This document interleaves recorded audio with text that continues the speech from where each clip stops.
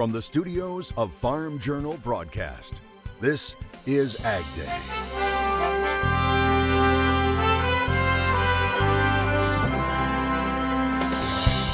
A whole new way of seeing things. I'm Charles Denny. New technology that could be a help in ag and horticultural research. Eye tracking glasses that basically allow you to see the same image that I'm seeing.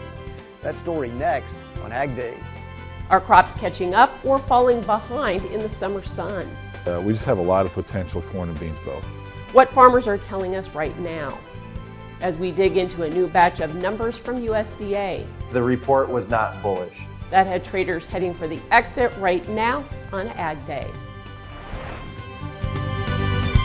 Good morning and thanks for joining us for AgDay. I'm Michelle Rook in for Clinton Griffiths, who's on assignment. Grain markets dropped hard on Tuesday amid July's supply and demand report numbers, which came in with higher production and ending stocks for new crop corn and wheat, but lower numbers for soybeans.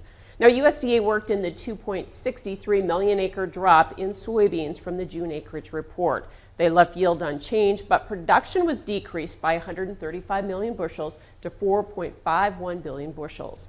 New crop ending stocks were lowered 50 million bushels, but below trade guesses. This is due to adjustments in old crop carryover and demand. They did reduce old crop soybean crush demand by 10 million bushels, reduce new crop soybean crush demand by 10 million bushels, and they reduced the new crop export outlook by 65 million bushels, which is questionable while we're in the midst of a very aggressive front-end loaded bean program right now. Corn production was up 45 million bushels to 14.51 billion, with yield unchanged and higher acres. New crop ending stocks were raised 70 million bushels from last month to 1.47 billion bushels. Old crop ending stocks were up 25 million. And all wheat production was 44 million bushels higher at 1.78 billion, with winter wheat raised to 1.2 billion and other spring wheat to 503 million bushels. USDA then pegged wheat carryout at 639 million bushels. That's up just 12 million from June. The report was not bullish. It was bearish, very slightly bearish. But when you've got crude oil trading nearly $8 lower, when we're seeing a general macroeconomic day of selling of commodities, we just didn't get a bullish report to make the funds want to buy. And with the report missing on the bearish side, they came in and sold. However, the grain market wasn't down so much on the report as the outside bearish macroeconomic picture. We'll have much more on those numbers and reaction on our website at agweb.com. I'll also have more analysis with Dwayne of Bolt Marketing coming up. Monday's crop progress report showed development is behind in key production states like Illinois. The state is only 15% of the corn moving into pollination. That lags the 5-year average by 25%. In central Illinois, Brad Wade says with the cool spring, they planted corn the end of April, which is later than normal. However, that crop has caught up and the soybeans are also on track. So he anticipates good yields if the weather cooperates. We just have a lot of potential, corn and beans both. So if we can grab an inch of rain here and there, just like everybody else, that's just, it'd be Goldilocks for us, be just right. I think we're on schedule for a regular timed harvest around here, probably start the 10th of September or so. In the Delta, Arkansas farmer Heath Whitmore says it was a struggle to get the row crops in this spring, so they're behind. However, he says his rice crop is a bit ahead and has good yield potential. Our rice is right on track, maybe even a little ahead of what it's been in the last couple of years, maybe just a week or two. USDA says 4% of the rice crop is headed in Arkansas versus the average of 7%, while nationally 21% is headed right in line with average. A potentially dangerous situation in Texas with excessive heat and high humidity gripping the state. Earlier this week, July records were tied or broken in the state, with temperatures reaching 111 degrees in College Station. The state's grid operator urging people to conserve electricity as the heat wave drives up demand. From southern and eastern Texas to the Mississippi Delta, forecasters say ongoing heat is stressing pastures and rain-fed summer crops.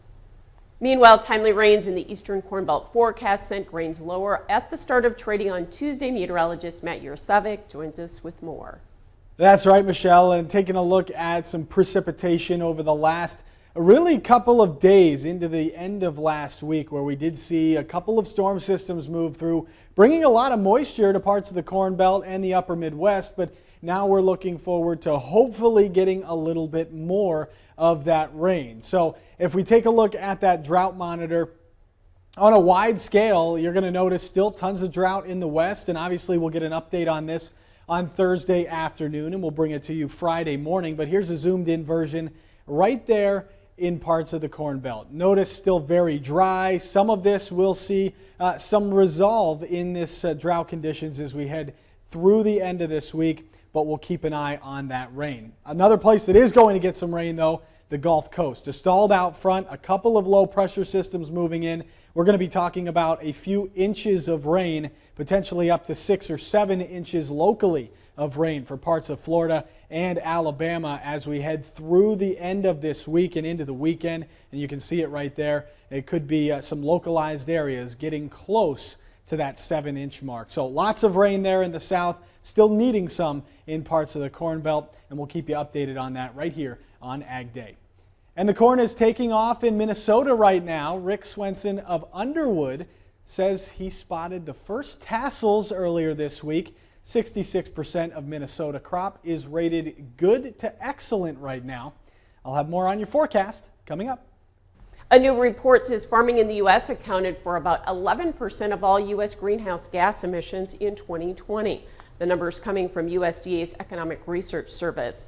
It says from 2019 to 2020, ag greenhouse gas emissions declined from 699 to 670 million metric tons of carbon dioxide equivalent, but increased from 10.6 to 11.2% as a share of the total U.S. economy. Now you can see further breakdown on your screen, with 5.6% of nitrous oxide making up the largest percentage of ag emissions. You can also see that industry in general and transportation make up the largest portion of total greenhouse gas emissions.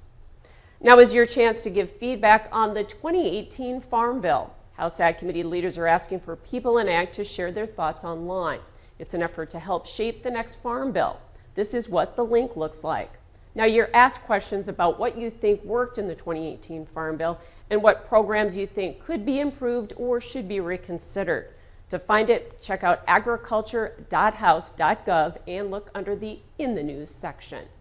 Coming up, we'll look at the big drop in grain futures amid the USDA supply and demand report numbers. And later, a new way of seeing the world through someone else's eyes. What that could mean when it comes to ag and consumer research in the country. Ag Day is brought to you by the End Zone by Farm Shop MFG, which allows you to rehydrate your soybeans from 10 to 13%. On a 20,000 bushel bin, that's an extra semi-load added to your bottom line. Order your End Zone fan control by July 31st and receive $200 off.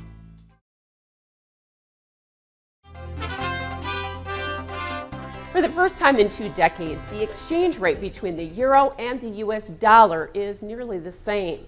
On Tuesday, $1 US was equal to about 99 cents for a euro. This is a result of the euro dropping around 20% over the past 14 months due to economic issues.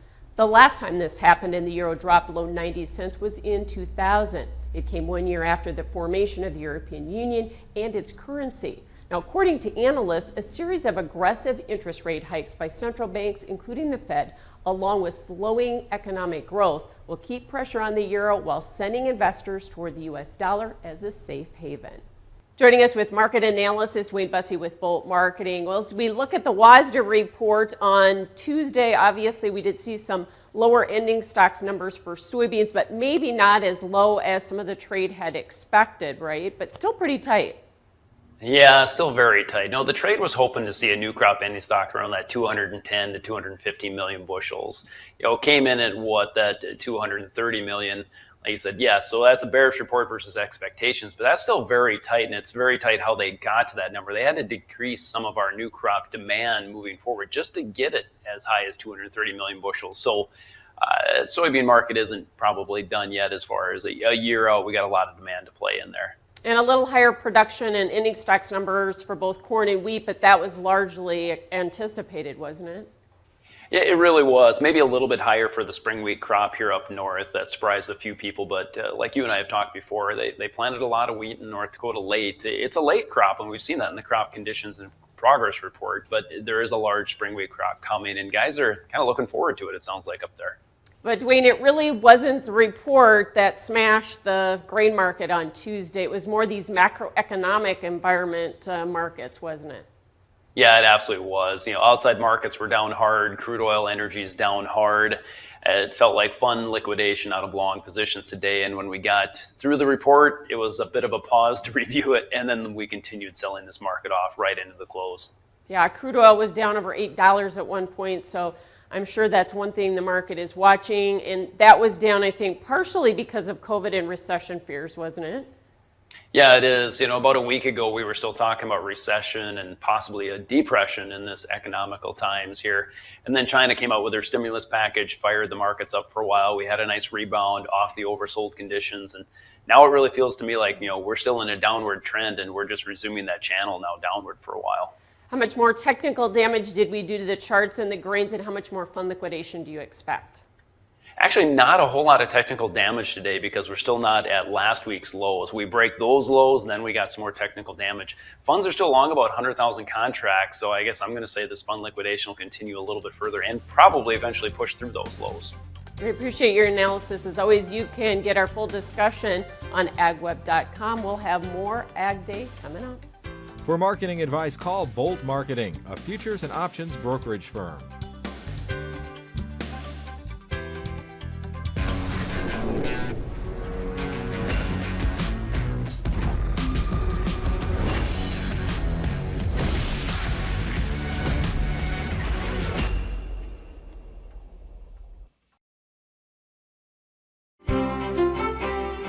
At least 3,200 acres have been charred in California's Yosemite National Park.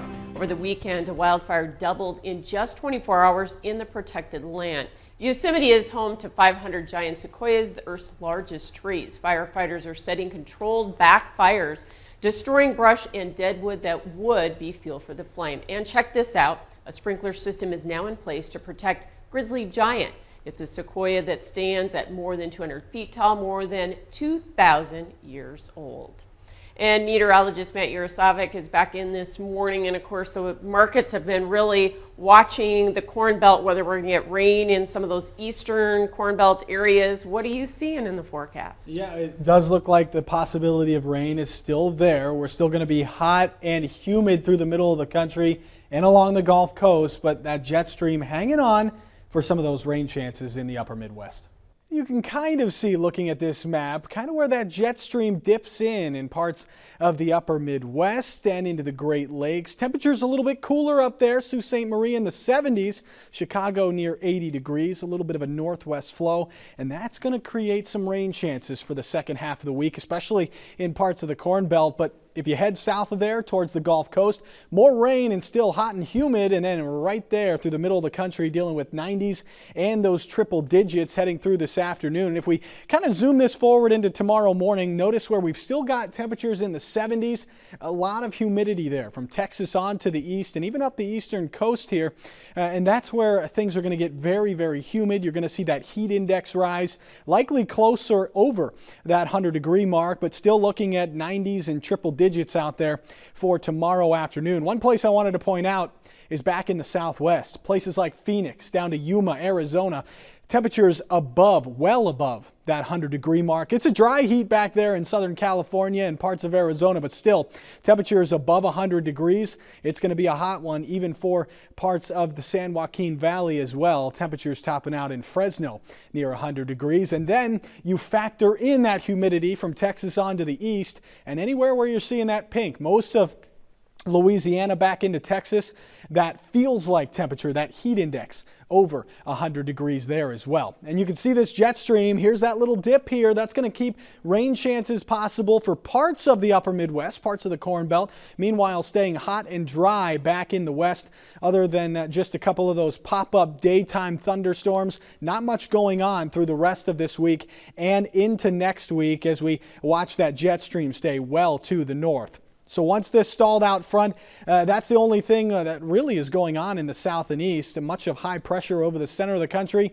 A low spinning there in the four corners, and that's going to bring those pop-up afternoon thunderstorms throughout the day, heating of the day, creating some much needed rain back there in the west. But overall, not a ton of rainfall. We're still going to be seeing most of it along the Gulf Coast and up the East Coast with that stalled out front. Still looking for more in parts of the Corn Belt, and we'll keep you updated on that right here on Ag Day. That's a look around the country. Now let's take a look at the weather where you live. Covington, Louisiana, scattered thunderstorms, a high near 89 degrees. Harrison, Nebraska, sunny and hot, a high near 92 degrees. And Phoenix, Arizona, 110 degrees, sunny and hot.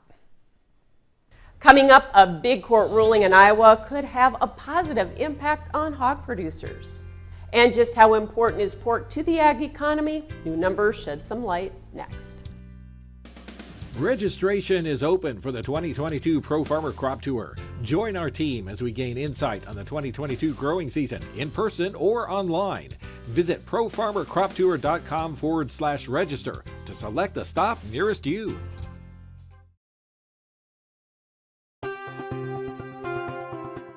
It's estimated the pork industry now contributes about $57 billion to the U.S. gross domestic product. The National Pork Producers Council putting out new numbers and supplying these graphics. It reports there were more than 66,000 U.S. pig farms in the U.S. and that they sold more than 140,000 hogs last year.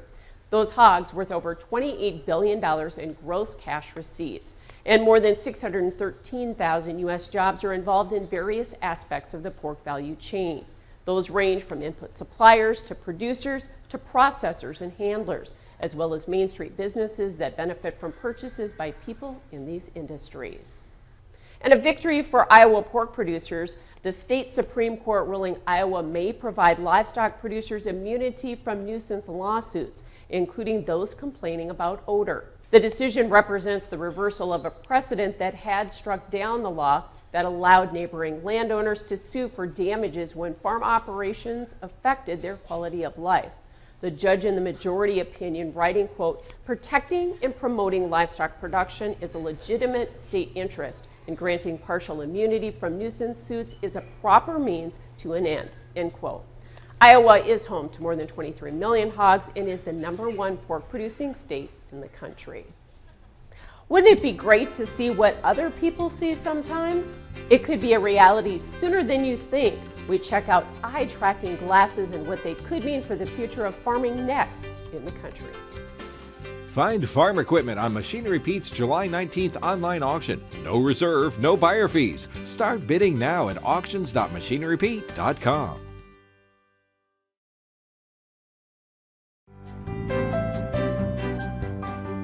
Do you see what I see? It's a question that can now be answered with eye tracking glasses. As Charles Denny reports, the University of Tennessee's Institute of Agriculture is using these glasses for research with an ag angle. Grab your glasses. Time to do a little retail gardening, and we need to see what we're buying. Natalie Baumgartner with UTIA Plant Sciences is shopping for plants at Stanley's Greenhouse in Knoxville. She's looking closely at the wide selection, but not with her regular eyewear. Natalie is doing a demo with eye tracking glasses with added lenses and cameras. And here's a recording of the world through her eyes. You know, for those of us who kind of grow plant material, we're looking at, plant structure, we're looking at health, we're looking at other things, and we may look past things like bloom or the first things that a customer would see. So there is a certain amount of kind of the production eye versus the consumer eye. These glasses measure eye movement and the amount of time someone is looking in a certain direction. It's basically you seeing what I'm seeing. Alicia Reen with UTIA Agricultural and Resource Economics has done graduate research with these glasses. Here she explains how they work. So the glasses, I have a pair right here, look just like your typical glasses, and what they have is a camera that faces out the front and you can see what people are looking at. But then on the back there are these two little cameras that triangulate the eyes and can see exactly what people fixate on when their eyes stop to look at something and information processing occurs. Humankind has a notoriously short attention span, And some experts believe we only absorb about 2% of the visual information around us. But when we can see another view, eye-opening and eye-popping, we're gaining information and perhaps considering a new way of looking at something. This is Charles Denny reporting. Thanks, Charles. And that's all the time we have for this morning. From all of us here at AgDay, I'm Michelle Rook. Have yourself a great day.